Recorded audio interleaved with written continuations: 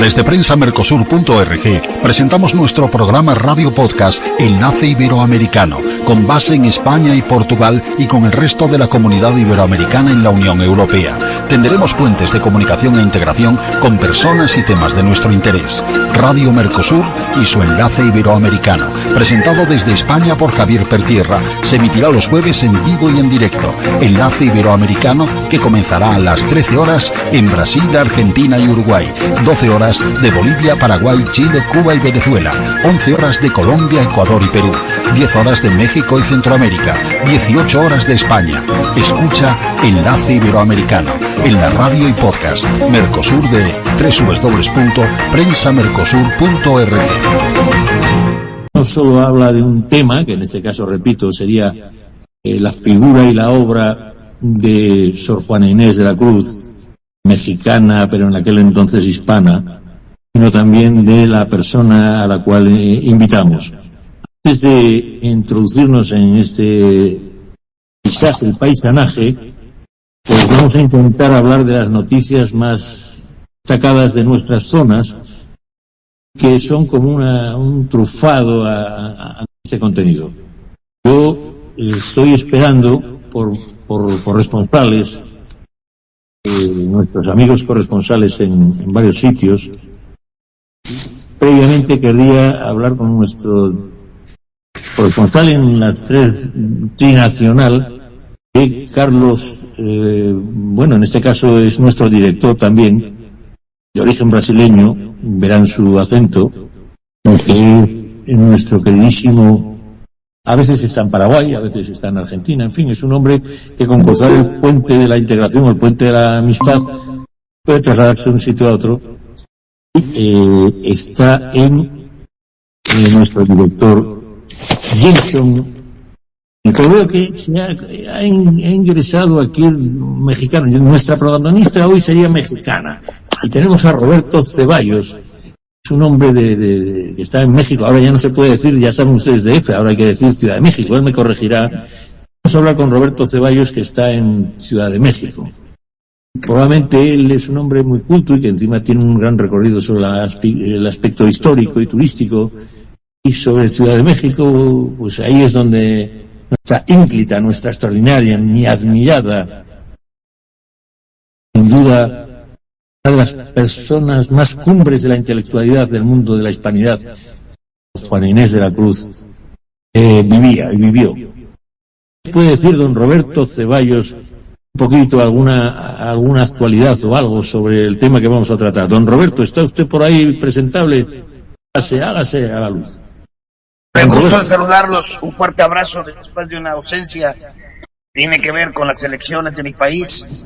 Una gran mujer, siguiendo el estilo de la grandísima poetisa humanista Sor Juana Inés de la Cruz. Una mujer hoy gobierna los destinos de este país y de mi estado, Veracruz. Felicidades a las mujeres, hombres necios que acusáis a la mujer sin saber que sois. Así va más o menos. Un abrazo para todos. Pues gracias, hombres necios que acusáis. Nos leerá nuestro José Antonio alguna de sus magníficas poesías. Es un hombre, yo lo conozco personalmente a don José Antonio Méndez, mi profesor, y su conocimiento de la persona pues es muy superior al mío, y por lo tanto él nos leerá alguna poesía que considera oportuna. También tenemos, además de, gracias Roberto por tu presencia, y otro hombre que no es tan necio, pero que yo llamo el hombre orquesta de la radiofonía. Este hombre orquesta es nuestro queridísimo Gilson Carmini, que seguro que desde esa ciudad tiene algo que comentarnos. Don Gilson, dígame usted. ¿Cómo está mi querido hermano Javier Pertierra? Un abrazo para todos los oyentes de la Radio Mercosur, ¿no? Y quería agradecer la participación de nuestro José Antonio, ¿no? Que está trayendo muchísima información y principalmente sobre la poesía, ¿no? La poesía, los escritores, algo que fascina mucho, porque sabemos biodiversidad cultural que existe en el continente europeo. Punta a punta, ¿no? Nosotros podemos decir así, ¿no? Javier, acá en América del Sur, semanas de muchos frío, la temperatura volvió a subir, lo que nos está ocasionando algunos problemas ya nuevamente de inundaciones en las ciudades de Rio Grande del Sur. En algunas ciudades de Uruguay también se encuentra afectada por este fenómeno que devastou mais de miles e miles de hogares, com milhões de pessoas em estado de emergência e principalmente sem seus hogares. Não? No momento, Cruz Roja brasileira, em conjunto com vários países da América do Sul e do mundo, estão destinando as donações que han chegado, e dentro de todo aquilo nós temos muito apelo, não, para aquelas pessoas que entrem nos canais correspondentes de donação, que não hagam suas donações através de WhatsApp, através de páginas web. O governo tem sua página oficial e também existem pessoas que são credenciadas para receber as donações. O que está passando é que muita gente que está pedindo donação, na verdade não é donação, senão para enriquecimento próprio. Então, tristeza muito grande que nos dá com tantos problemas, aproveitar-se aí digamos assim, ingenuidade e boa vontade das pessoas. Deixamos aí o alerta. E uma notícia que chamou muita atenção acá em América do Sul essa semana é que o Banco Itaú, não, o Banco Itaú, para aqueles ouvintes europeu que não conhecem, uno de los bancos más conocidos acá de la América del Sur, ya abrió sucursales en Paraguay, está en Argentina, está en Brasil, y es un grupo muy fuerte. A partir de esa semana ya permite operar con criptomoneda a todos sus clientes. Entonces, imagina solo cómo está entrando ese mundo en la vida de la gente. Entonces, nosotros dejamos ahí, pasamos la palabra, porque a final de cuentas está ahí nuestro querido hermano Carlos Castañeda, y también llegó Romina, adelante, ¿no? Entonces, un abrazo, Javier, chao. Un abrazo, querido director, y tenemos efectivamente a la poetisa de Guayaquil, la ciudad que llamada la Perla del Pacífico. Qué ganas tengo de poder platicar con esta mujer defensora del feminismo sensato, tan guapa como la Perla de Guayaquil, Roma. Querida Roma, estás presente, y yo quisiera que como poetisa, escritora, defensora del mujer, incluso llegó a las Turquías, a Turquía a defender ese movimiento, pudieras hablar un poquito con nosotros de Sor Juana Inés de la Cruz. La llamaba la Fénix de las Américas por su Fénix de los ingenios, ¿no? De su gran capacidad intelectual. Romna, desde Guayaquil, ¿puedes comentarnos alguna noticia, por favor, o alguna cosa que tú consideres oportuna? De Romna. Les va, buenos días. Bienvenidos a los expositores que vamos a tener ahora desde Guayaquil, Ecuador, desde la Perla del Pacífico, como llamamos a nuestra ciudad.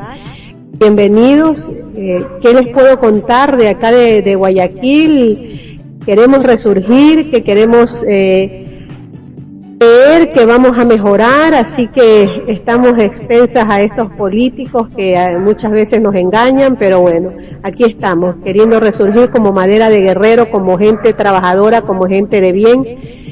Bienvenidos a nuestros expositores Roberto y José Antonio. Ya, bueno, bienvenidos y un gusto.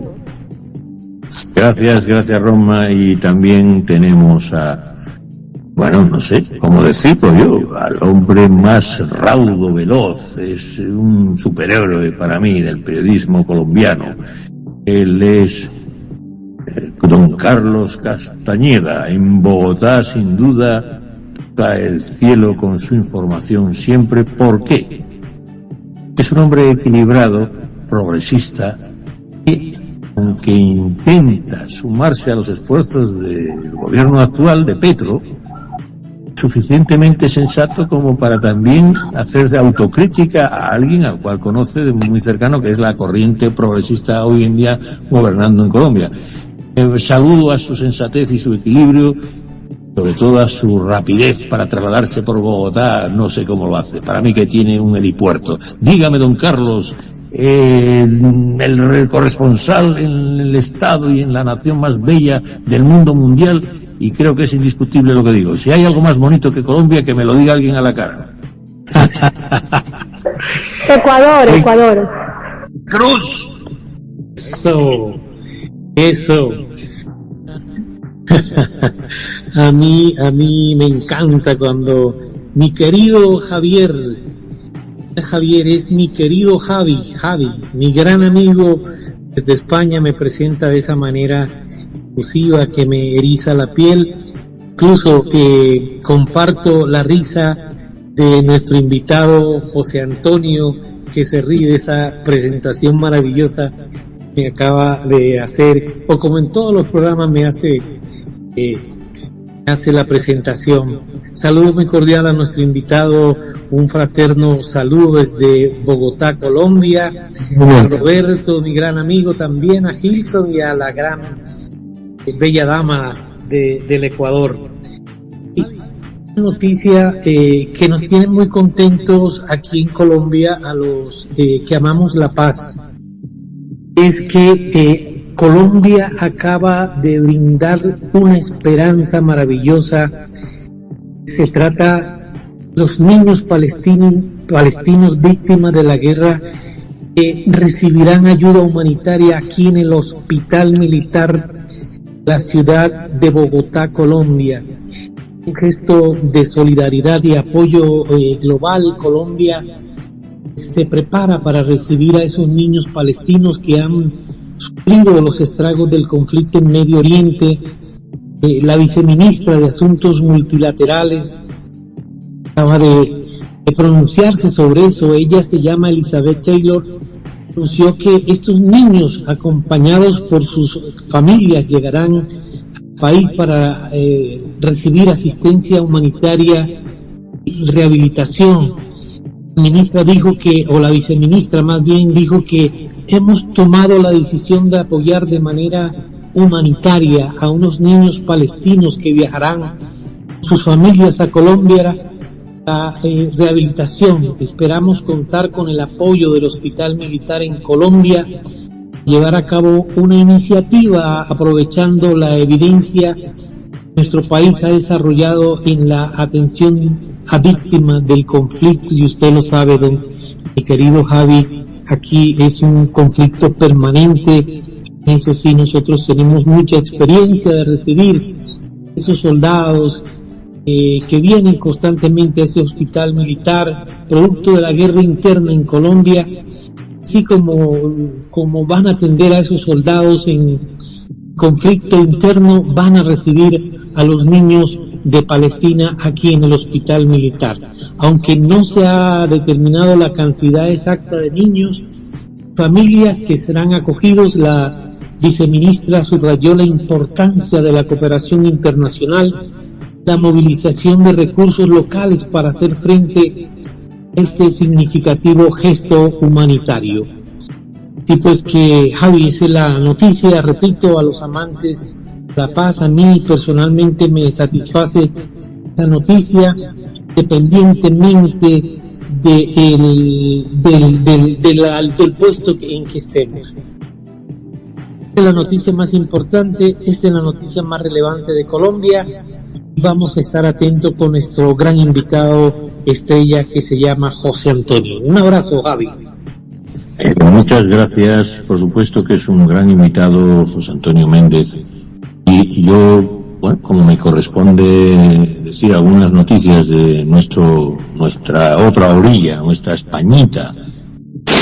Recuerden que llamo Españita porque, por ejemplo, la patria de nuestro director Gilson es 17 veces más grande que esta España. Pues entonces voy a ponerme grandón, que decimos aquí, voy a hablar de la Unión Europea, y parece ser que los de la Unión Europea están un poco enfadados porque los chinos fabrican los coches más baratos, pero bueno, dicen que es dumping, los coches eléctricos. y se les ocurre para frenar eso, pues lanzar unos aranceles o poner unos aranceles que llegan incluso al 38% de los aranceles, ya saben nuestros oyentes, que son los impuestos que se pagarían por importar, quiero decir, por pasar las fronteras a un país. Es una especie de impuestos de frontera, y en este caso la Unión Europea pretende frenar esa, digamos, competitividad que dicen China, pero que dicen que esta imposición adicional de aranceles para los vehículos eléctricos y para los países, sobre todo asiáticos y China, se debe a que los chinos, como no se sabe muy bien si estamos hablando de empresas privadas, públicas, o si están apoyadas por el Estado para poder atravesar con dumping. Dumping, ya saben que es una falsificación de las verdaderas cuentas. Dumping sería, pues, subvencionar, por ejemplo, a una empresa para que pueda exportar, y como esa contabilidad no subvencionar desde el Estado, repito, a esta empresa para que pueda exportar, y como aquí no lo podemos saber en Europa, pues llegaré a un precio menor. Una vez que se apoderan del mercado, pues entonces establecen los precios. Bueno, pues como no conocemos muy bien estas, llamémosle, falsas o espurias contabilidades de las empresas chinas, están muy vinculadas, como saben ustedes, al Estado.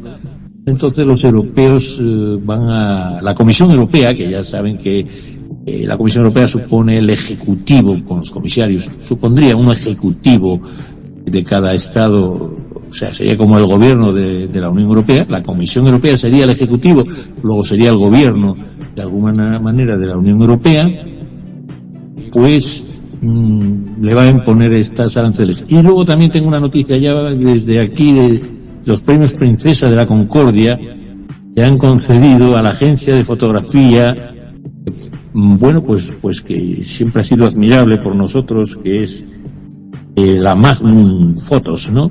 Esta firma a la cual pertenecía Robert Capa, que hizo fotos de la Guerra Civil Española, la fundó él junto con Enrique Artier, son el francés, y Demis Simon y Georges, 4 grandísimos fotógrafos, muy buen criterio, se unieron y formaron una agencia para reunir fotos, para que estas fotos de reporteros, etcétera, los pasaran a los periódicos o a las agencias de los países. Bueno, pues Magnum Photos es el premio Princesa a la Concordia. Y me llamó la atención, y quisiera hablar con nuestro profesor José Antonio. Estaba pensando, porque dicen que por elevar la conciencia de la humanidad. Efectivamente, la icónica y exigente labor del fotoperiodismo, sobre todo de guerra, a lo largo de casi 80 años de Magnum Photos, es, entre otras cosas, ese componente filosófico de elevar la conciencia. Yo a nuestro profesor, además de que tenemos un personaje importante para hablar con él, como es Sor Juana Inés de la Cruz, me gustaría que me diferenciaran en elevar la conciencia, que parece que hace honor a los valores de la consciencia.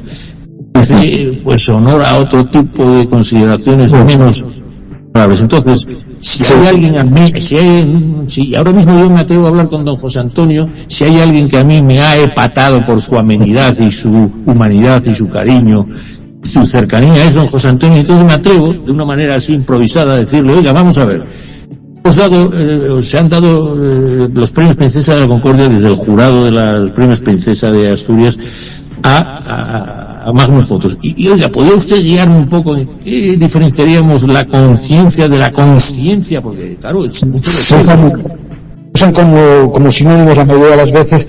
La diferencia sería que la consciencia tiene que ver con lo epistemológico, con lo intelectual, con un ámbito de reflexión, mientras que la conciencia, en el sentido contrapuesto, porque se utiliza también en otro sentido, la conciencia tiene que ver efectivamente con lo moral, con la ordenación moral de la vida. Uno sería entonces una profundización en el conocer, en el irse dando cuenta cada vez más de la verdad, y el otro tendría que ver con el aspecto del bien, de ir profundizando, reparando primero y luego profundizando en la esfera del bien. Pero bien y verdad en la tradición occidental están unidos. Es el kalos, kaiagazos de Platón. Lo bueno y lo verdadero y lo bello son la misma cosa. Entonces, conciencia y consciencia serían como dos polos complementarios de un esfuerzo intelectual y moral para profundizar en la estructura de la humanidad y en la estructura de la realidad, por decirlo así. Bueno, José Antonio, es usted un lujo. Nunca hubiera podido resumir también. Yo llevo arrastrando esa diferenciación de conciencia y conciencia y creo que usted lo ha expuesto de maravilla. Perdóneme que sea tan pelotas. Efectivamente, pues usted dice, son complementarios. Me permito repetir un poco lo que usted ha dicho, que... Pero se usan como sinónimos, muchas cosas. Se toma fundamentalmente la conciencia, se usa en el sentido moral y en el sentido intelectual. La consciencia se usa más bien en el sentido intelectual. Pero bueno, por establecer una distinción que las distinciones nunca son realmente claras. No son realmente claras. Muchas gracias. Pues estupendo. A mí me lo ha aclarado. Y efectivamente, aunque son sinónimos, pues me lo aclaro bastante bien. Espero que a nuestra audiencia también le haya conseguido lo mismo.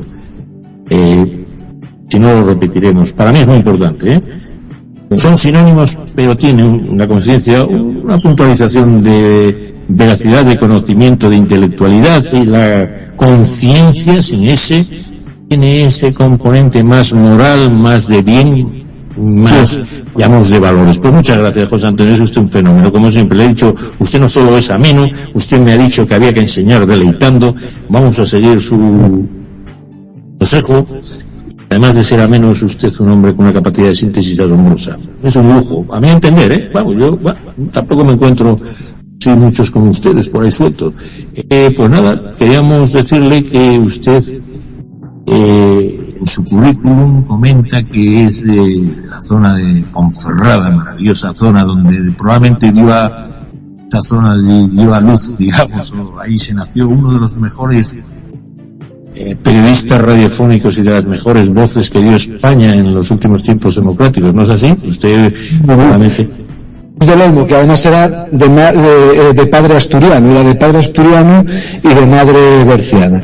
Sí, el Bierzo es un rincón, porque es un sitio muy pequeñito, somos 150.000 personas, es un rincón que está entre lo gallego, lo asturiano y lo leonés, lo castellano, y por lo tanto tenemos vínculos con toda la parte que está en el otro lado, toda la parte de Hispanoamérica, tanto la parte castellano parlante como la parte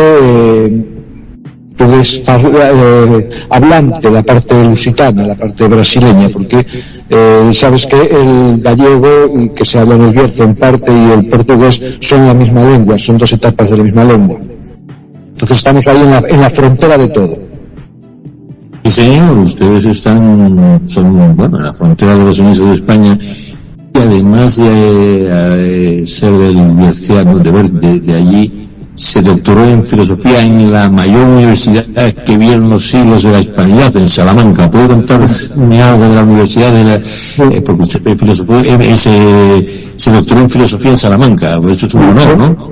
Y yo estudié en Salamanca hay dos universidades, la universidad tradicional, que es del siglo XIII, son las universidades más antiguas de Europa, la más antigua de España, aunque se fundó en Palencia, no en Salamanca originalmente, y luego de las más antiguas de Europa. Está la universidad civil y luego está la universidad pontificia, que es una universidad que era de la Iglesia, que nació allí al calor, que fue donde yo estudié, aunque nosotros la titulación luego la convalidábamos en lo que nosotros llamamos la universidad civil. Sí, es una universidad, la Universidad de Salamanca, profundamente orientada hacia el estudio humanístico, fundamentalmente en el origen de Derecho y de Teología, y sirvió además, ya que estamos en contexto hispanoamericano, iberoamericano, sirvió como lugar de formación de todos los gobernadores, oidores y virreyes prácticamente que fueron para allá, para América, ¿no? Es una universidad de mucha tradición que luego con el tiempo, fundamentalmente a partir del siglo XIX, fue decayendo porque no se subió al carro de lo tecnológico, de lo industrial, y se quedó un poco fuera, ¿no?, de los desarrollos de las grandes ingenierías contemporáneas, de los grandes estudios de ciencias. Y luego, además de que ahí hizo el doctorado en Levinas, que nos hablará de él, también fue a la Universidad de Alemania, de la República Federal Alemana. Entonces, estuvo 2 años en Alemania, en la Universidad de Tubinga. ¿Nos puede contar algo de eso? Sobre ese realismo alemán post-kantiano.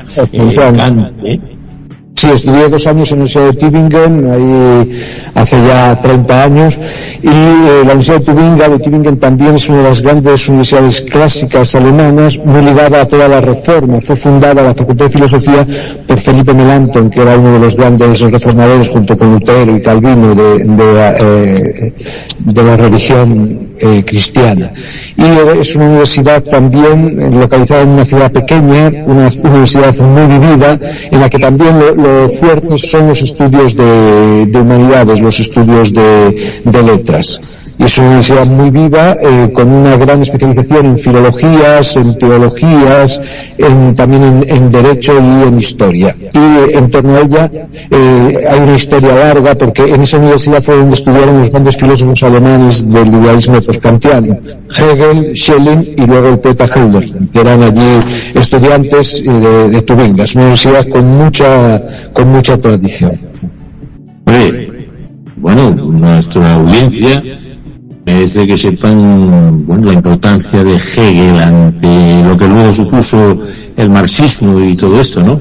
Sí, así es. Y Marx también estuvo en Tubinga. Allí siempre hay una taberna que se conserva todavía y que sigue oficiando de taberna, donde Marx se tomó sus cervezas en sus tiempos. Estaba allí todo aquello bien conservado. Sí, es una universidad muy viva, porque además en Alemania el sistema universitario era un sistema muy vivo, muy poco escolar.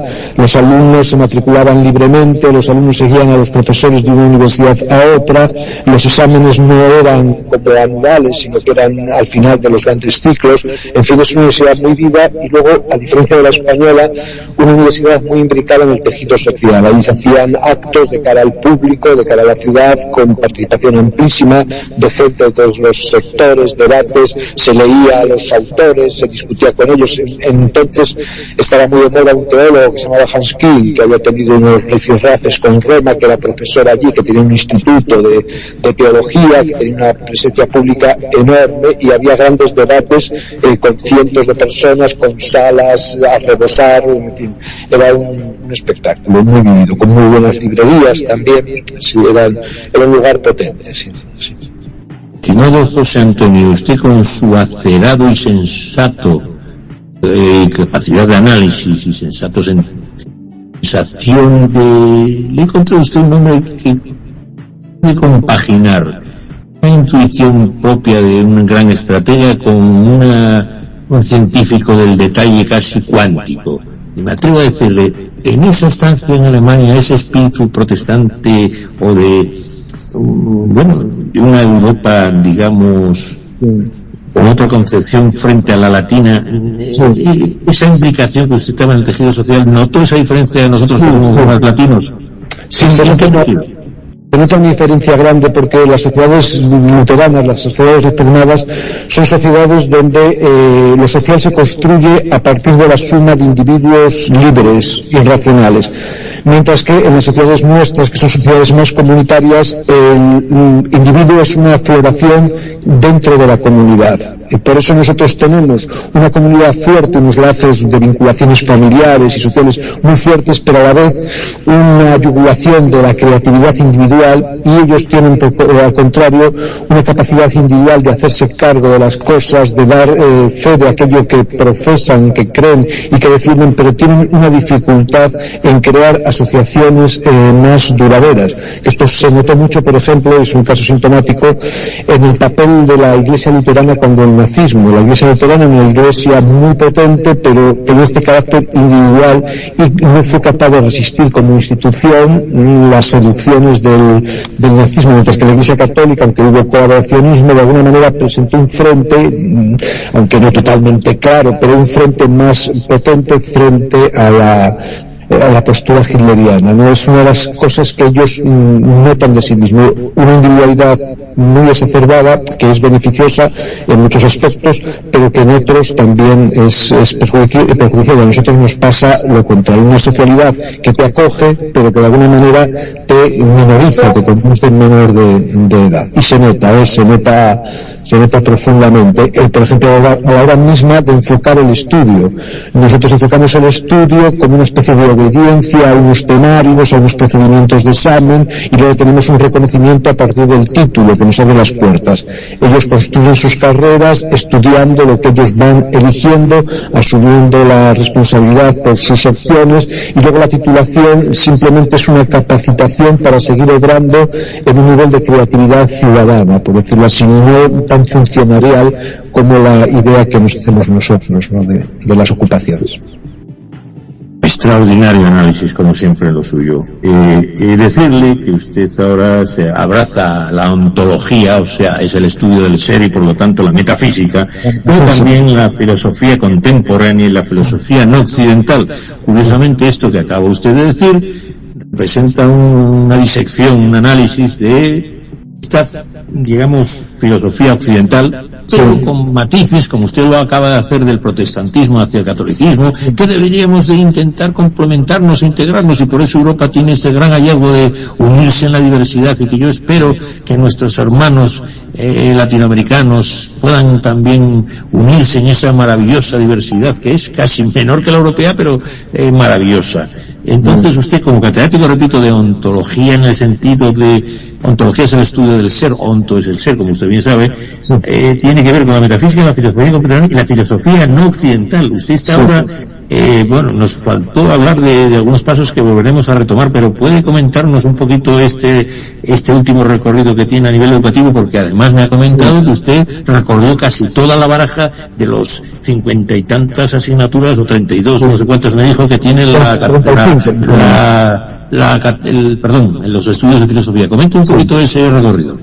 Yo siempre, desde un punto de vista formativo, aunque yo soy partidario de la imaginación en educación, yo pienso que la imaginación es el lugar donde debe estar la educación. La imaginación tiene que atravesar el elemento de la razón como un elemento anterior, y la razón tiene que atravesar el elemento de la memoria, por decirlo así, que es el fundamento, aunque no es lo más potente en la actualidad.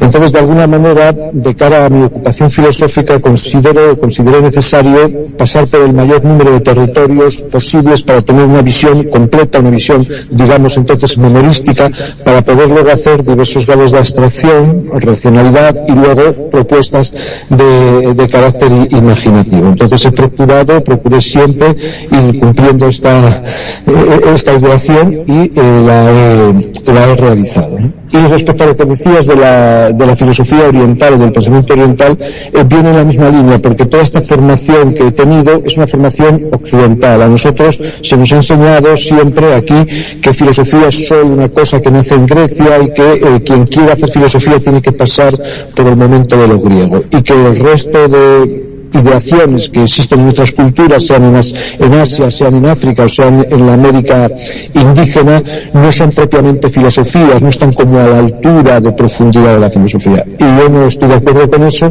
y entonces de alguna manera intento, y además más en este mundo donde las potencias emergentes, China y la India, no son potencias occidentales, intento acompasar nuestro pensamiento con los pensamientos, llamémoslo filosofía o no, eso ahora no importa, que articulan otros modos de vida que son amplísimos, que son de poblaciones inmensas, que se han cultivado durante milenios, que tienen miles de años de antigüedad, y que luego en el fondo, cuando uno los estudia, se da cuenta de que no son tan diferentes del pensamiento occidental. La gran diferencia empieza a marcarse a partir del siglo XVI, o sea, hasta el siglo XVI, hasta el Renacimiento, donde irrumpe la matemática y donde irrumpe la teoría de la democracia, por decirlo así. Hasta ese momento el pensamiento occidental y el pensamiento oriental son muy parecidos. En el siglo XVI, con la matematización, con la teoría de la democracia, hay una divergencia muy grande que lleva al dominio tecnológico de Occidente, que nos hace creer a nosotros, pero ya en el siglo XIX, que somos superiores no solo militarmente, sino intelectualmente al resto de la humanidad. Esto hoy ya se está descomponiendo, y por lo tanto tenemos que ponernos al día, porque Oriente ya conoce bien el pensamiento occidental, ha asimilado nuestras matemáticas, conoce perfectamente nuestras teorías sociales, nos conoce bien económicamente, y estamos entonces en un nivel ya diferente, y por lo tanto hay que operar ahí. Usted me dijo, con acalado también, mi conciencia. Él no se considera un sabio. Cuando yo debía entender que para mí era un hombre sabio, no solo en su pensamiento, sino en su actuación. Entonces me dijo, no, yo, ya sabes que la filosofía no es sabio, es el amante de la sabiduría. Sí. Y que además de ser usted amante de la sabiduría y con ese respaldo de la verdad y del bien, también me gustaría que me hablara de ese hacer el amor con la sabiduría, porque además usted estuvo en la escuela de arte y también abrazó la belleza, que alguien dice que la verdad y la belleza pues son dos de los claves de la sabiduría. Comenta un poco ese recorrido sobre la escuela de arte y esa digamos ganas de hacer el amor que no con la sabiduría. Si hacer el amor es, ya lo decía esta mañana, hacer el amor ahora se traduce por copular, pero históricamente en castellano hacer el amor es cortejar, es acariciar, es considerar, es mirar con afecto y con admiración un territorio, una persona. En la filosofía occidental clásica, la belleza es lo que se llama un trascendental. Lo trascendentales son las determinaciones de las cosas, que son la unidad, la verdad, la bondad, la belleza fundamentalmente. Y ahora se consideran los tres determinantes de lo real entre nosotros: la verdad, la bondad y la belleza.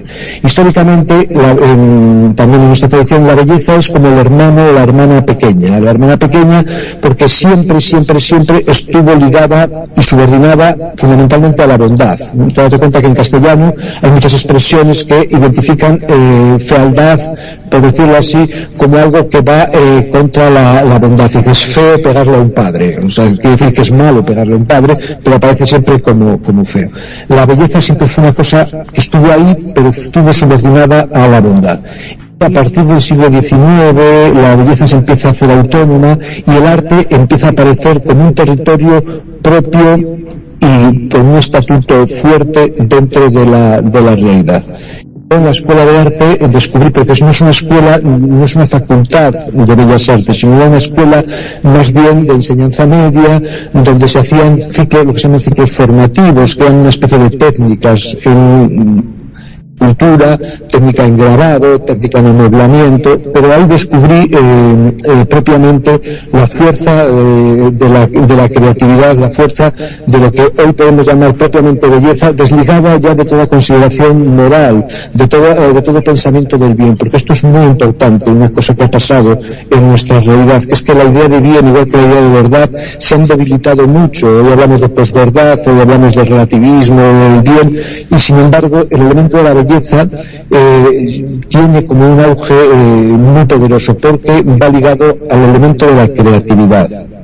Ligado al elemento de la creatividad y la realidad contemporánea, más que anclada en una verdad interior o más que anclada en una bondad clara, está anclada en la creatividad, en el poder de la recreación, en el poder de la creación. Entonces yo eso lo descubrí en la escuela de arte, la necesidad de poner todo el desarrollo contemporáneo desde la creatividad, desde la imaginación, alimentándolo desde la razón, alimentándolo desde la memoria, pero ya no subordinándolo a ello, con lo cual de algún modo tenemos creatividad y tenemos también riesgo, porque no tenemos un fundamento claro, una verdad clara, una bondad clara que nos guíe en nuestra acción. Así damos cuenta del mundo contemporáneo, que es un mundo muy abierto, un mundo incontrolable, un mundo desbordado por la tecnología, y nos tenemos que plantear a nosotros mismos nuestra propia existencia como una forma de recreación, de riesgo de la especie humana respecto a sí misma. Bueno, José Antonio, me ha abierto también usted mucho los ojos, además de sus áreas de interés y sus magníficas publicaciones, que usted es un generalista de algo casi increíble, va desde el mundo de la tecnología solidaria hasta lo que hablamos de las filosofías no occidentales, donde hablamos de la santería, etcétera. Como el programa se nos acaba rápido, querría que nos dijera para nuestros oyentes esta gran división de la modernidad o del pensamiento de, llamémosle, perdóneme la brutalidad o la burdeza intelectual, entre la centroizquierda del posmodernismo, llamémosle, de la desrealidad, que usted lo dice así, ¿no?, de de esa especie de idealismo y tal, de la isla centro-derecha que usted define como neurobiológica y de nuevos reduccionismos y hegemonismos científicos. ¿Puede usted hacer que me lo diga muy bien, esa especie de actualización de centro-izquierda y centro-derecha basada en unas filosofías más o menos cercanas a la realidad? Y perdóneme mi burudeza. Para hacerlo así rápidamente, probablemente la piedra de toque hoy, no solo en filosofía, sino en política y en teoría de la cultura, es la cuestión de la realidad. Si hay algo de alguna manera que sea real, que sea una referencia o no. Esa es la gran cuestión. Entonces, nuestra historia tradicional, que es una historia cristiana, greco-cristiana, partía de la convicción de la realidad. Podía dudar si era esto o aquello, pero había una realidad, etcétera. La cuestión es que desde finales del siglo XX, desde lo que se viene llamando 1968, lo que predomina es una negación de esto. La idea de que lo que se considera real es simplemente el fruto de unas fuerzas que construyen eso como real basándose en el poder que tienen para hacerlo. Entonces el pensamiento se convierte en un pensamiento deconstructivo donde cualquier elemento se descompone en los actos de poder que lo han construido, sea el sexo, sea el género, sea la familia, sea la idea de la verdad, etcétera. Esto ha dominado y además tiene un aspecto como analítico que toma la idea de construir, y también un aspecto como cultural, porque se entiende entonces que la diversidad cultural desmiente la idea de una realidad común, por decirlo así, y que entonces cada cultura es una visión completa del mundo que no puede ser juzgada por otra en mayor o menor medida. Esta postura, de la que yo estoy muy cercano, por otra parte con unos matices, esta postura sin embargo hoy está en retroceso, empieza a estar en retroceso. O sea, toda esta deconstrucción, todo este posmodernismo, todo este fin de los grandes relatos de la verdad, del sentido, de la historia, etcétera, todo este análisis crítico hoy está volviendo hacia atrás y de alguna manera está volviendo hacia atrás porque Occidente ha entendido, ha querido entender que esta autocrítica tan profunda que demuele todas sus posiciones afecta a su propia estructura vital como cultura. Es decir, que nosotros nos estaríamos pegando un tiro en el pie a nosotros mismos como cultura, renunciando a las bases realistas fuertes de nuestra tradición, como una tradición que además nosotros hemos sostenido que no solo era verdad, sino que era la máxima verdad conseguida nunca por el género humano, hasta tal punto de que no era ni siquiera el producto del esfuerzo occidental, sino el descubrimiento de la realidad misma. De alguna manera nosotros hoy vemos, o mucha gente ve, que este exceso de deconstrucción, este exceso de autocrítica nos pone en desventaja en la lucha que viene, que es una lucha por la hegemonía política y económica, que ya se le discute a Occidente, que emerge China, que emerge la India, que dentro de nuestras propias culturas hay minorías étnicas, musulmanas, etcétera, que no comparten nuestras formas de ver. Entonces hay como un rearme en un doble sentido, un rearme por decir así, científico, donde la filosofía de la cultura como filosofía primera, el relativismo cultural, es sustituido por la neurobiología como un fundamento físico y objetivo de cualquier disciplina, la neuroeducación, la neuroética, la neuroontología, la neuroeconomía tendrían entonces una base que sería firme y que abandonaría el relativismo cultural y por otra parte hay una vuelta en filosofía hacia el realismo. La realidad vuelve a recobrar su peso como realidad, los hechos se defienden frente a las interpretaciones, porque uno de los elementos finales de las posturas posmodernas fue la hermenéutica extrema, que decía, apoyándose en una frase de Nietzsche, no existen hechos, solo hay interpretaciones, por decirlo así. Entonces mucha gente entiende que esto desfonda toda posible acción, toda posible acción cultural, entonces regresa a posturas realistas, y en esas posturas realistas también se defiende la estructura ideológica de la historia de Occidente, las creencias de Occidente, las instituciones de Occidente como unas instituciones fuertes que no pueden ser vulneradas por la crítica y que tienen que ser reforzadas, por decirlo así. Es un movimiento en muchos niveles que se está dando, por decirlo así, de forma muy acelerada. Entonces vuelve a haber, por ejemplo, ahora le han dado uno de los premios Príncipe de Asturias, ha sido a Ignatieff, a Mikhail Ignatieff, que es un pensador político, filósofo canadiense. Entonces Ignatieff es un defensor de la civilización occidental, es un defensor de las ideas que articulan la civilización occidental, que son fundamentalmente la idea de razón universal y la idea de verdad también universal, ¿no? Son las ideas que articulan. Es una defensa. Hay muchísima gente que dice que nosotros no podemos renunciar a nuestros valores, que tenemos que ponerlos como fundamento de nuestra acción, etcétera, y son las cuestiones del presente. Pues esa enorme capacidad de síntesis que usted en muchos minutos acaba de probablemente abrir en canal, de ir al meollo de nuestra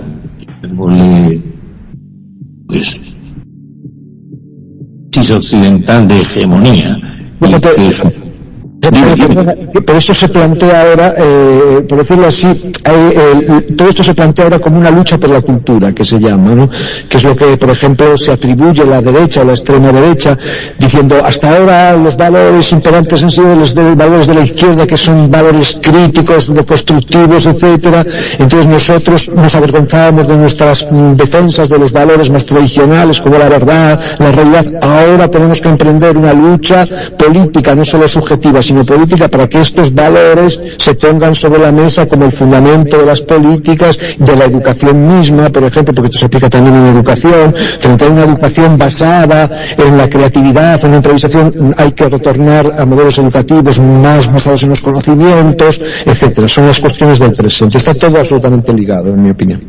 Gracias, José Antonio, por tu enorme capacidad de síntesis. Sé que este análisis, nuestra audiencia, estábamos hoy en el tema de precisamente esa gran capacidad de análisis y de complejidad barroca de tu maravilloso pensamiento. Puedo ahora enlazarlo con nuestra Sor Juana Inés de la Cruz, que don Roberto Ceballos tenía una pregunta y nuestro director tiene otra, porque ella hace ese esfuerzo enorme con Primero Sueño, que yo creo que es un poema que probaban el ingenio de esta grandísima autora, y que como tú, esos conocidos enigmas, analiza desde en ese Primero Sueño, que a mí con la pandemia he tenido el honor de poder ser poder analizarlo a través de YouTube y otros tal, y me apasionó esa enorme capacidad de síntesis que yo creo que esta mujer reúne un poco lo que tú hablas, el conocimiento de su época, y tú la calificas, y vamos ahora a ver las palabras como la maestra intelectual de su época, y que podríamos decir que empieza con las Jerónimas. Puedes empezar ya entonces a hablar de nuestro personaje, que repito, identifico contigo porque tú acabas de hacerme ahora, y perdóname que compare estas cosas, pero a mí me parece que es así, tu enorme capacidad de síntesis. Yo cuando vi Primero Sueño es que ella fue capaz, desde una poesía muy métrica que tú dices, a hacer un análisis de todo el conocimiento y la mítica de su época. Me recuerda un poco el intento que acabas de hacer ahora, ¿no? ¿Puedes hablarnos un poquito de este inicio en las Jerónimas de nuestra invitada, y cualquier corresponsal que quiera levantar o hacer una pregunta? Ahora entramos, digamos, en proceso de tertulia. Pero bueno, ¿cómo empezó nuestra grandísima protagonista y capacidad de, una capacidad intelectual fuera de toda duda, ¿no? Ella es una poeta barroca, es una poeta del siglo XVII.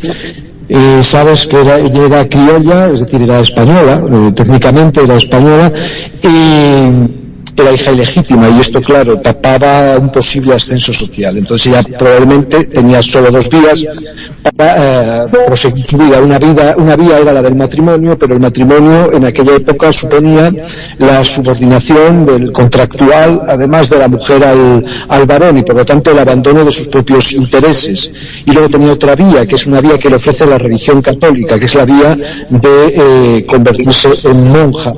Es importante entender que las monjas entonces eran como de dos tipos. Eran las monjas que eran de clase alta, como Sor Juana Inés, y luego las monjas que eran de clase baja, que eran sirvientas. Entonces ella entra en el convento, se puede dedicar dentro de los límites que se le marcan como mujer en aquella época a sus intereses, pero ella tiene también un servicio de servidumbre que la ayuda, etcétera, etcétera.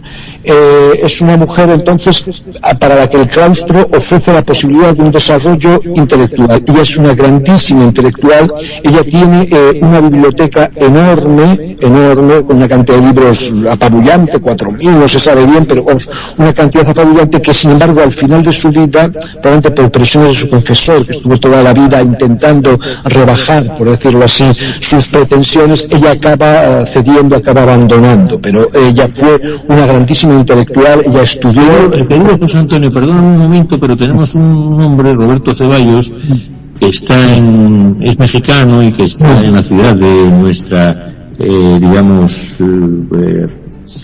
íntita y masmillada poetisa. Don Roberto había pedido la palabra, pero como tú estabas en el uso de ella, solo decirle a Roberto, perdona Roberto, que no he podido hacer la palabra porque estaba en el uso de ella nuestro invitado. Es tan amable, y si sigues ahí, quieres hacer alguna pregunta, y lo mismo le digo a Ronna, ¿no? Ya sabes cómo son muy respetuosos, aquí somos un poco más, digamos, inclusivos, más invasivos. Exactamente. Me dicen los españoles, golpeamos al hablar, no es un español golpeado. Pues sí, estoy de acuerdo contigo. Entonces, perdónenme mi idioma agresivo, y quería decirle a don Roberto que tenía la mano virtual levantada, pero como no quise interrumpir a don José Antonio, yo soy muy mal, llamémosle, pues, muy mal, tengo muchos defectos, pero digamos que no me sé conducir bien todavía por estos menesteres. Javier, no te vamos a corregir, vale. Coincidimos contigo en ese tema. Maestro José Antonio, un privilegio. Ahora que Javier, nuestro amigo, lo presenta con esa caravana, se quedó corto. Estoy sorprendido cómo todas las ciencias, las artes, la verdad, la belleza, a través de la evolución de los tiempos, sincretizada toda en la filosofía que usted maneja, y muy bien, está dando una cátedra. Antes de que se vaya, porque también Javier dice que llevamos prisa, yo creo que no llevamos prisa, tenemos todo el tiempo. Este es un lujo, este es un caviar con el mejor vino tinto añejo de la historia que he podido deleitar en meses.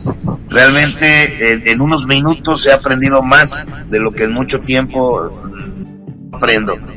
Privilegio, un lujo, y por favor continúe, ya no lo voy a interrumpir. Un fuerte abrazo. Muchas gracias por tus palabras. Y nada, ya ves que llevo camisa mexicana, yo tengo mucho vínculo con México desde hace 12 años, voy bastante por allí, ahora últimamente no puedo ir, tengo mucha relación con Guadalajara, con la Universidad de Guadalajara.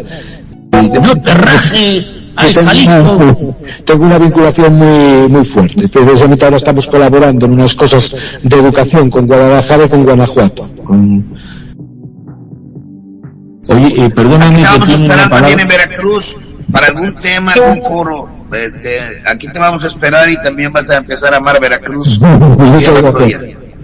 Querido Roberto, sabes que Veracruz, la ciudad, está hermanada con la ciudad de Oviedo, de José Antonio, pero bueno, eso es un tema a tu disposición, como siempre, Roberto, y gracias por tu maravillosa comprensión. Oiga, y nuestro director y presidente Gilson, es un brasileiro de Guayamas, bueno, una cosa impresionante, porque este hombre está siempre también viajando, creo que tiene la mano virtual. Dígame, don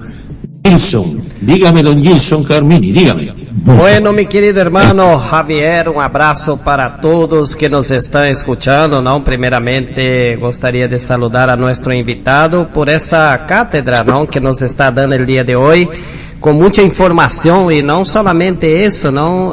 Gustaría de hacer una pregunta, ¿no? Todo eso que usted nos habló realmente es lo que se lucha, ¿no?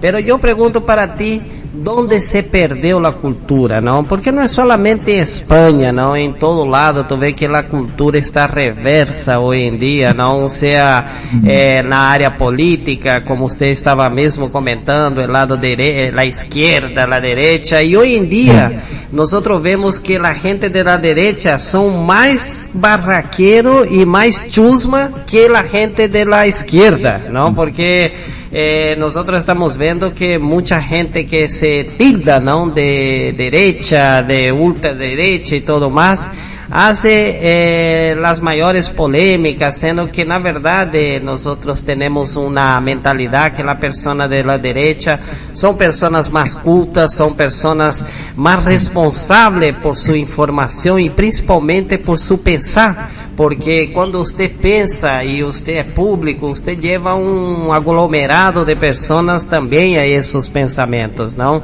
Y hoy yo te pregunto, ¿no? ¿Qué pasó? ¿Dónde nos perdimos? Porque usted ve la bachería que es el presidente de España con el presidente de Argentina, tú ves cómo es gente de la que supuestamente era para ser de la derecha, agrediendo más do que la propia izquierda, ¿no? Porque quien era para destruir todo, quien era para hacer la chusma era la gente de la izquierda que no tiene cultura supuestamente, ¿no? Sí. ¿Qué pasó?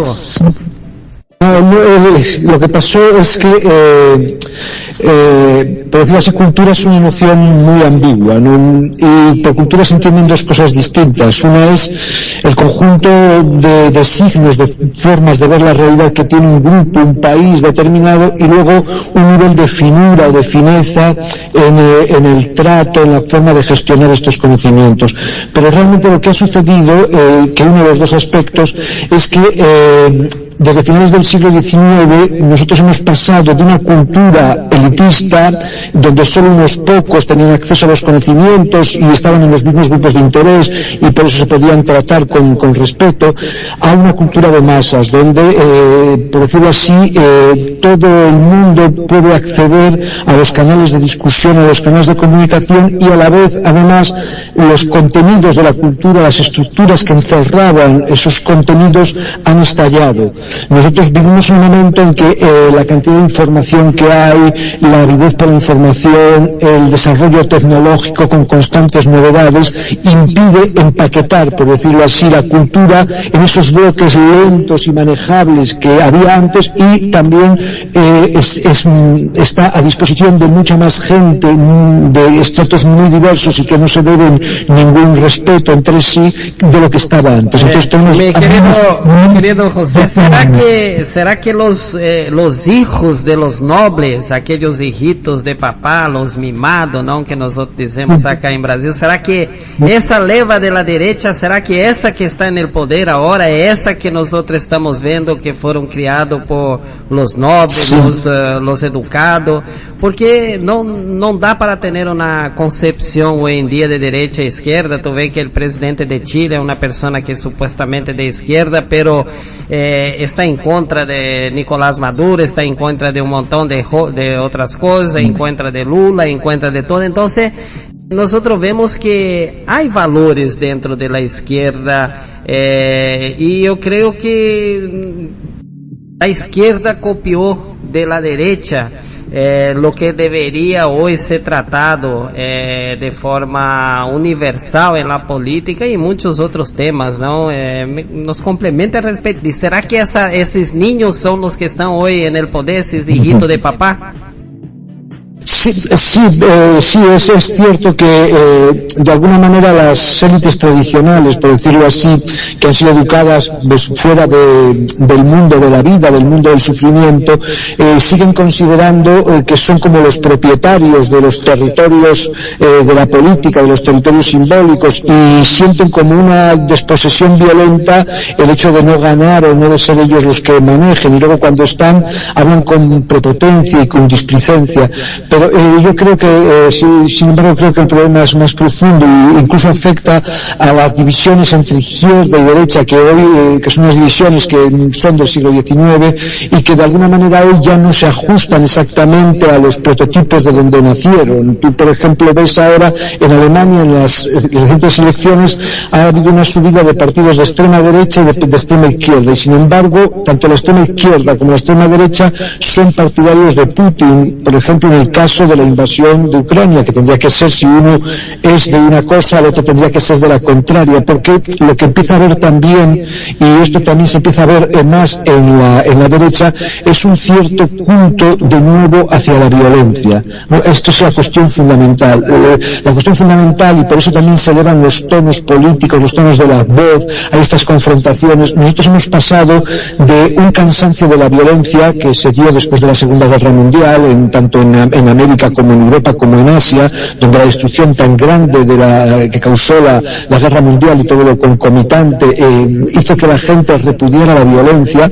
Hemos asistido, después de 2 o 3 generaciones que de algún modo han ido olvidando esto, estamos asistiendo a un repunte de la violencia general, de la violencia como actitud, a un apunte de la confrontación, independientemente de la izquierda y de la derecha. Entonces se van sumando factores, se suma la espectacularidad tecnológica, se suma la posibilidad de acceder a los medios de comunicación y opinar directamente, y se suma sobre todo, yo creo que es quizá lo más importante ahora, que nosotros estamos abandonando el repudio de la violencia como un elemento indiscutible de nuestras formas de construir la sociedad.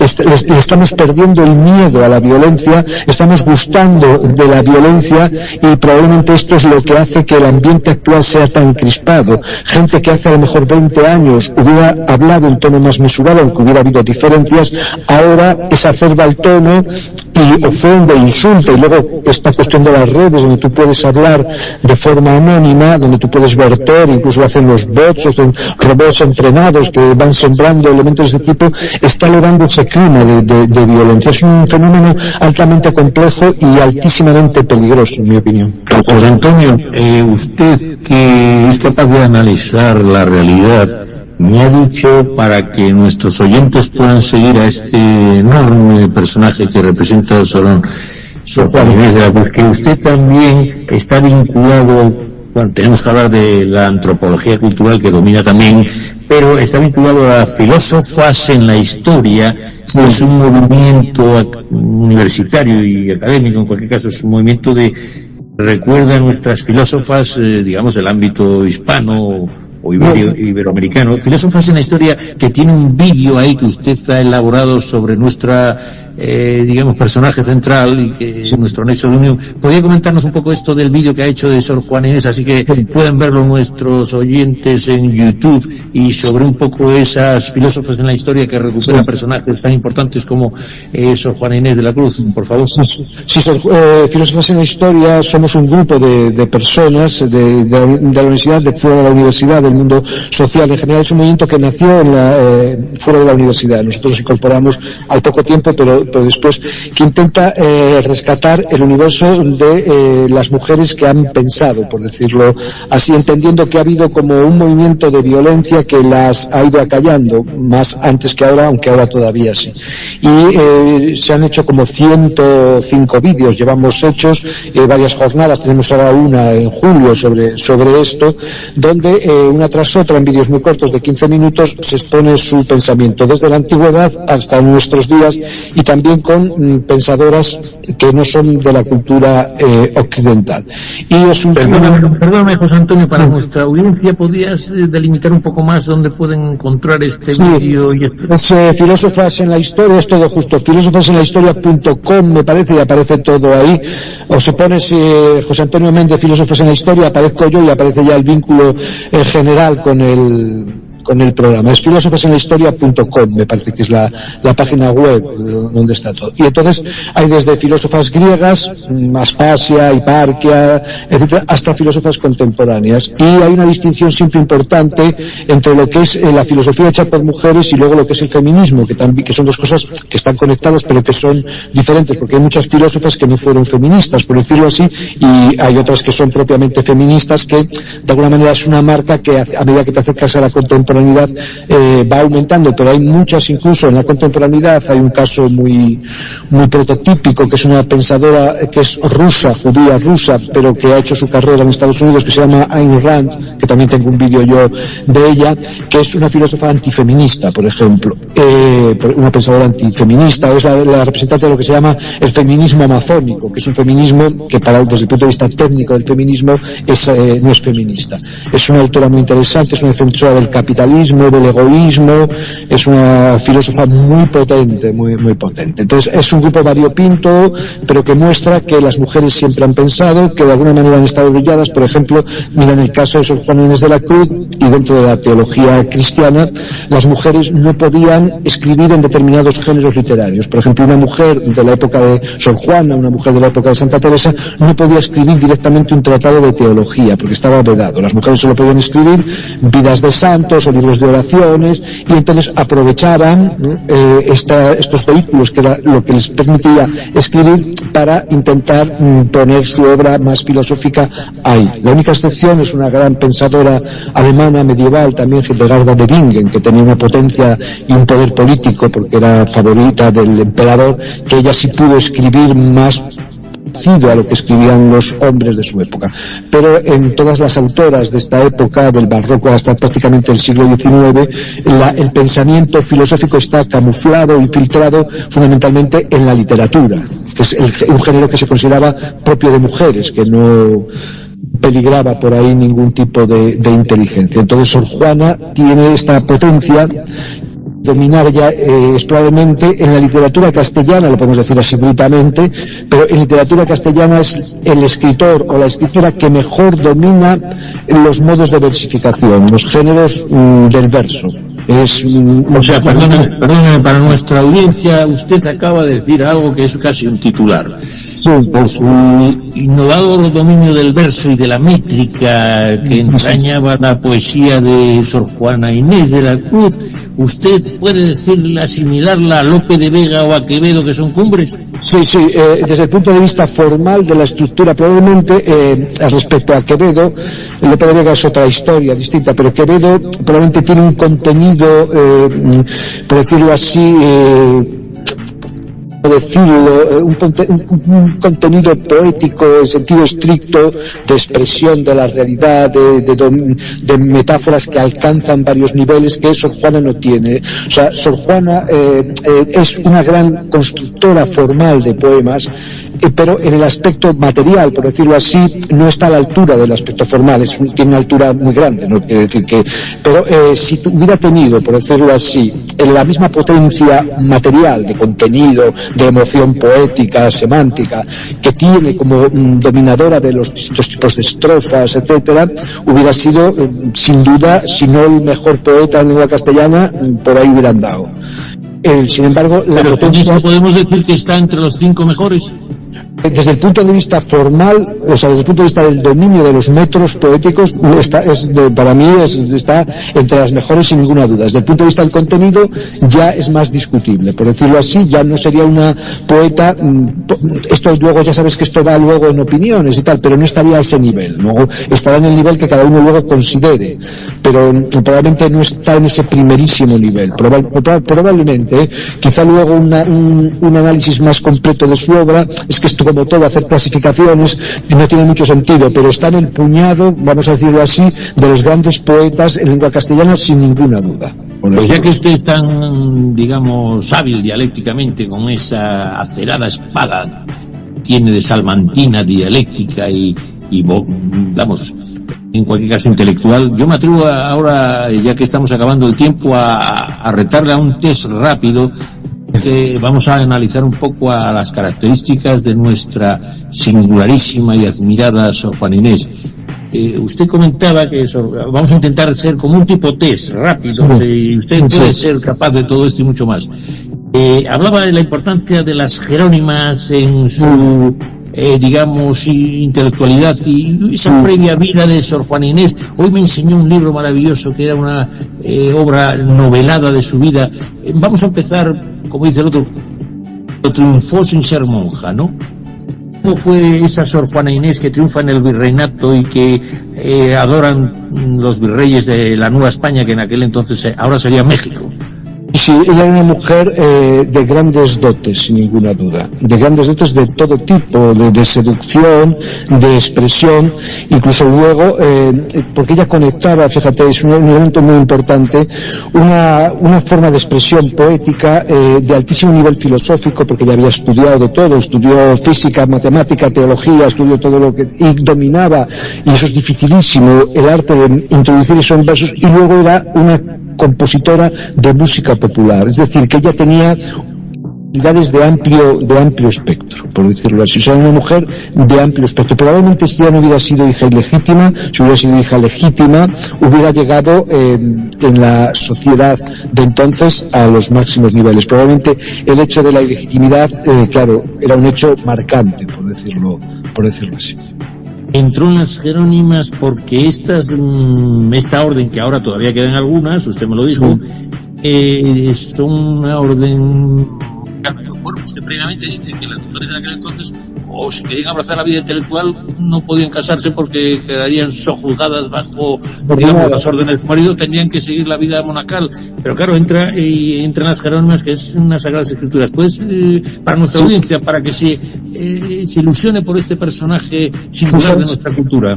¿Sabes que cada orden religiosa, por decirlo así, tiene como una característica? Por ejemplo, los dominicos es la predicación, los franciscanos pues era una vida así como pobre y sencilla, ligada al pueblo, a las cosas. Los jesuitas, la apertura al exterior. Eso, los jesuitas, pues la creación de élites intelectuales a partir de una adolescencia reflexiva. Las jerónimas los jerónimos tenían una de las características que tenían era el estudio de la Sagrada Escritura. Eso es decir, son órdenes en las que el estudio de la Sagrada Escritura, y por ejemplo estas jerónimas actuales dicen todavía que ellas todos los días dedican unas horas al estudio de la Sagrada Escritura.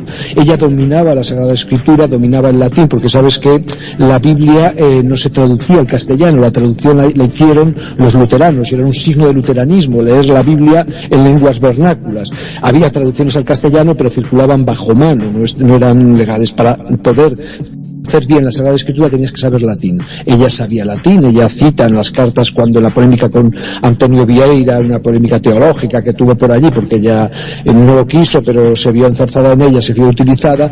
Ella cita los fragmentos en latín, cita a los grandes exégetas, ella conoce no solo la Biblia, sino comentarios sobre la Biblia, es decir, era una estudiosa de la Biblia, y esto se lo facilitaba también la orden en gran medida, la orden de las Jerónimas. Bien, y una vez que entra allí puede usted por encima, vamos a hacer un esfuerzo de tesis y acabamos ya, que ya sabes cómo es, tú eres además, tienes programas de radio y eres un hombre que divulgas fenomenal, eres amenísimo, ya te lo he dicho, y enseñas deleitando, e incluso temas tan profundos como este, sinceramente, para que nuestra audiencia, nuestros oyentes de toda nuestra cultura iberoamericana conozcan la importancia de esta mujer, y que creo que hay películas, y también Brigitte Ripomonti, una contertulia nuestra, y a su vez es una directora nuestra en Miami, que nos ha presentado un diploma que la acredita como que tiene el trasfondo de nuestro Juana Inés. Quiero decirte, están haciendo incluso una nueva película. Es un personaje que debe ser recuperado en toda su magnitud, no solo por lo que... ¿Estamos de acuerdo en eso, querido José Antonio? Totalmente. Es un personaje clave, primero para entender la colonia, la vida de la colonia, segundo para entender el papel de las mujeres de clase alta en la vida de la colonia, porque tiene una red intelectual grandísima en la que participa en asuntos como consejera, como interviniente, muy importantes en la época, esta polémica donde está el jesuita portugués, brasileño Vieira, el padre Antonio Vieira, que es uno de los grandes bultos de la cultura, como dicen los portugueses, es uno de las grandes cimas de la cultura portuguesa, un hombre también apasionante, interesantísimo. Ella es una mujer que tiene que ser rescatada absolutamente, sin duda ninguna. Sí. Y esta mujer que consigue, antes de entrar a monja, ya digo, alcanzar, y que, bueno, en cuotas importantísimas, se mete a monja un poco para seguir con esa vida intelectual, y tiene, habla un poquito de esa librería que tenía y de esa obra que hizo, pero atiende, por Dios, con esa capacidad de síntesis que háblanos un poquito de eso, de cuando ya entra en la vida monacal, cómo conseguir esa librería tan enorme, que creo que era la más importante de Latinoamérica, una de las más importantes, perdón. Sí, ella hace todo tipo de obras. Coméntanos un poco eso. Sí, ella es de posibles, o sea, estos son, para estar en estos niveles no eras un pobre, eras gente que tenía dinero, de familia, y luego tenía bienhechores, tiene el apoyo de gente que está en las altas esferas. Ella realiza obras, se presenta a concursos, es una persona muy solicitada. Y luego su obra mayor para mí es la obra del sueño, que es este poema filosófico largo y amplio, ¿no?, en el que se ve que mezcla sus conocimientos de astronomía, que conoce perfectamente a Aristóteles, conoce las teorías de Ptolomeo, sus conocimientos de astrología, sus conocimientos de alquimia, de hablar de las simpatías, estas cosas, sus conocimientos de fisiología, de psicología, conoce la teoría de los humores de Hipócrates, su noseología, conoce la teoría de las categorías, de las facultades, y también tiene una teoría epistemológica del conocimiento, como un ascenso por grados, por decirlo así, que acaba en una intuición, en una visión directa de la realidad. Es una teoría también que está aquí metida, muy potente. Ella escribe por encargo, escribe muchísimo, escribe obras populares, escribe obras cultas, gana todo tipo de distinciones. Y villancicos, perdóname, y luego escribe cartas de contenido teológico político, es decir, ella tiene una obra de espectro muy, muy amplio, por decirlo así. Y luego al final de su obra, que tiene que vender la biblioteca y le hacen una cura de humildad. Se deshace de ella porque ella tenía, tenía un confesor. Ella tuvo unos roces con este confesor, porque los confesores la veían como lo eran, una mujer muy potente, que sabía que era potente, o sea, la humildad no debía ser a lo mejor una de sus virtudes, no lo sabemos, ella se veía potente. Entonces, una mujer con este grado de conciencia de sí misma, dentro de una vida religiosa dominada por los sacerdotes y la visión varonil, pues chirriaba. Entonces el confesor, de alguna manera, iría laminando, le iría humillando, probablemente ella también sería vulnerable por las razones que fuera, y al final de su vida abandonó, por decirlo así, la actividad intelectual, se deshizo de la biblioteca y se ciñó a la vida religiosa. Luego ya murió joven, no era muy mayor, pero murió ya fuera, y es una cosa impresionante, ¿no? Como una mujer con esta potencia intelectual, con esta brillantez de escritura, se vio obligada, fue de alguna manera limada hasta el hecho de tener que abandonar lo que era sin duda ninguna su mayor ambición, que era la ambición de saber. ¿Sí?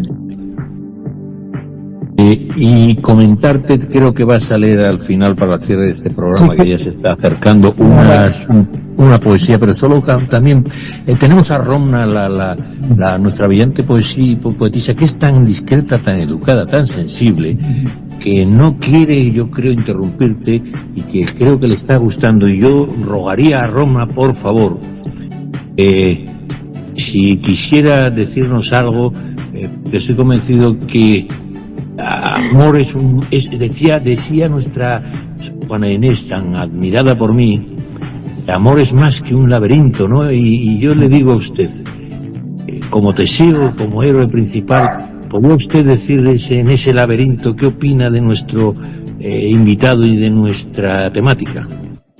Yo estoy fascinada con todo lo que estoy escuchando. Es de verdad una cátedra para nosotros que estamos ávidos de conocimiento, y más yo como poeta, como escritora. Y quisiera, hablando de que en una partecita hablaron de hacer el amor, hacerles partícipe de una frase que escribí, o de unas palabras en mi nuevo libro, así que espero que diga algo, no importa si es constructiva o destructiva, pero que pueda usted decirnos algo con esa sapienza que tiene. Así que eso, danza de dos cuerpos, hacer el amor, sinfonía de dos almas. Otra, tú me vuelves tormenta, yo soy un mar en calma.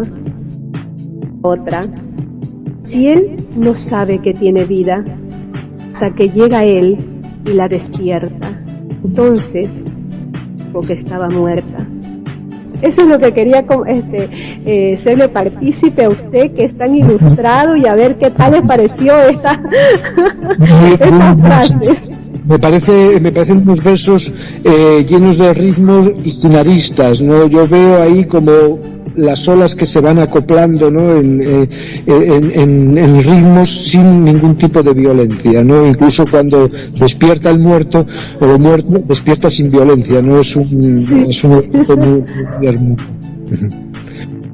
Oye, comentarte también, gracias, Roma, no sabes lo que agradezco tu presencia, y cualquier cosa tú intervienes, y aquí ya te digo, tú eres muy educada y somos un poco más, como él dice, agresivos. Ahora empieza ya el tejemaneje de tertulia, ¿no? Donde, bueno, si hay alguien que no está de acuerdo, más que entrevista, yo propendo que esto sea una charla después de que entramos en, digamos, en combate dialéctico. Y yo decirte, José Antonio, qué maravilla el espíritu de los pensadores del siglo de oro, ¿no? El siglo de oro ya también teníamos que ver con, como decíamos, la España o las Hispanias del otro hemisferio, que éramos una, no, yo creo que fraternal comunidad, y que, bueno, tendríamos nuestros acentos, pero este siglo de oro, tú que sabes tanto, Coima, yo, este aspecto, ¿dónde la colocarías a esta mujer? Y ya cerramos el programa con tu poesía. Pero claro, estamos hablando todavía del siglo de oro. Bueno, sabes a lo que me refiero, ¿no? Quiero decir, hombre, no, es mentira, el siglo de oro no era un siglo ni tal, pero digo, lo que llamamos el siglo de oro, ¿dónde la colocarías? O vamos a hacer, claro, es que esto vende mucho, un podium. ¿Dónde la colocarías en el sentido intelectual del siglo de oro español, por un lado, con el virreinato, todo lo que conlleva, y también luego leer la poesía? Dígame, maestro. La colocaría, fíjate, junto con otra figura americana que es muy importante, que es el Inca Garcilaso de la Vega, el gran escritor peruano. También para mí es la figura del sur de América, o sea, Sor Juana sería la figura del... Oye, te voy a retar para tener un programa en un futuro sobre el Inca Garcilaso. ¿Te atreves o no te atreves? Una figura interesantísima. Sí, tendría que repasarme las crónicas reales y luego toda la historia de su figura. Y los colocaría a los dos, ¿no?, como integrantes perfectos del siglo de oro, digamos, español, pero no español, sino hispano, por decirlo así, o iberoamericano. Y también añadiría, por ejemplo, se lo nombré antes. ¿Te parece bien novohispano o no? O hispano, como queramos llamarle, sí. E incluiría también al gran portugués, porque en Portugal hay grandísimas figuras, al padre Antonio Vieira, un grandísimo pensador, también un escritor de filosofía de la historia, también palatado con una teoría de Portugal que luego es una de las bases del sebastianismo y estas cosas que tienen ellos tan suyo, que llega hasta Pessoa y estas cuestiones. Y los colocaría todos, ¿no? Porque ya sabes que España y Portugal, o sea, Portugal durante la época de los Felipes, que coincide un poco con lo que es el siglo de oro, más o menos, fue incorporada a la corona de Castilla después de la muerte del rey Sebastián de Portugal, ¿no? En el Alcázar-Quibir. Entonces hay una especie de ordo iberoamericano, por decirlo así, en el que las figuras, sin duda, de Sor Juana Inés estaría presente entre los 10 primeros, vamos a decirlo así. La podríamos colocar perfectísimamente en el Decathlon, ¿no? Ahí en el podium, con 10 escalones estaría, y luego ya cada uno coloca a las figuras donde colocarlas. Yo poéticamente, desde luego, para mí la máxima figura poética es San Juan de la Cruz o Juan de la Cruz, y después Quevedo. Y después de ellos dos, yo admito ya, por decirlo así, en esta época, las apuestas, porque cada uno va eligiendo. Pero dentro de eso, o sea, ya estaría realmente ahí representando. Pues si nuestro director nos aprueba, pienso que tú debes de hablar del Inca Garcilaso y de algunas otras muchas cosas más, porque eres un gran pedagogo. Sinceramente te admiro profundamente, querido José Antonio, te lo digo con la mano en el corazón. Vamos a hablar de decirte que del sueño, si te parece, de Sor Juana Inés de la Cruz. Solo decirte que tú te acercaste a ella gracias a Octavio Paz, sí, cuando estaba estudiando en Salamanca, precisamente, leí Sor Juana o las trampas de la fe de Octavio Paz, que me impactó tremendamente, me fascinó. De hecho, a mí de Octavio Paz lo que más me gusta es el libro sobre Sor Juana. por decirlo así, más que toda su poesía y tal. Me gusta el libro que tiene sobre su Juana, que no he vuelto a leer así a fondo porque prefiero tener la impresión que tuve, que fue pasmosa. Mira, te leo entonces y acabamos, si te parece, con nada, una 12. Por favor, es un honor, y cuando tú acabes se cierra el programa. Muchas gracias por tu presencia y nos vemos, querida audiencia.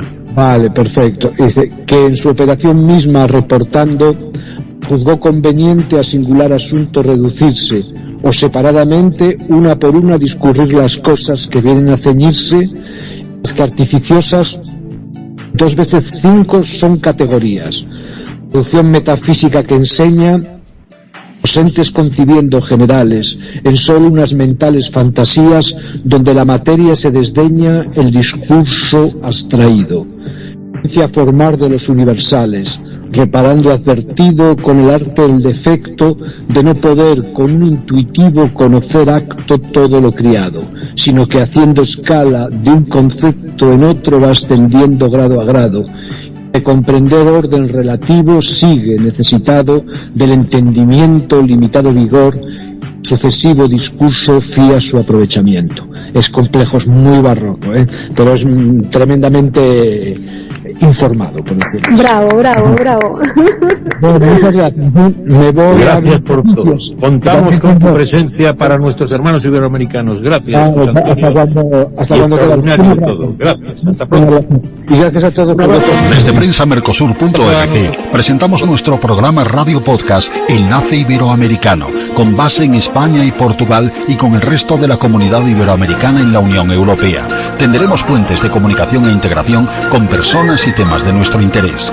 Radio Mercosur y su Enlace Iberoamericano, presentado desde España por Javier Pertierra, se emitirá los jueves en vivo y en directo. Enlace Iberoamericano, que comenzará a las 13 horas en Brasil, Argentina y Uruguay, 12 horas de Bolivia, Paraguay, Chile, Cuba y Venezuela, 11 horas de Colombia, Ecuador y Perú, 10 horas de México y Centroamérica, 18 horas de España.